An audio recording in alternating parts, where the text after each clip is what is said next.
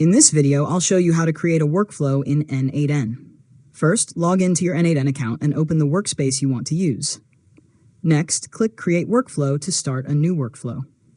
Now, click Add First Step and choose the trigger that should start your automation, such as a webhook, schedule, or app event. After that, click the plus button next to the trigger and add the action you want N8N to perform.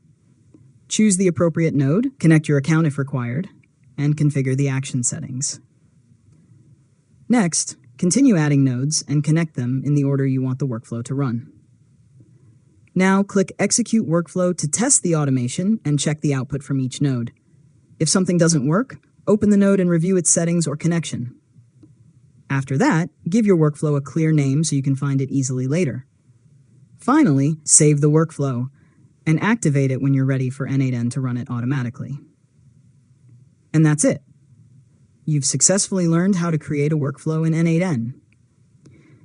If you found this tutorial helpful, make sure to subscribe to Learn Mode Lab for more tutorials.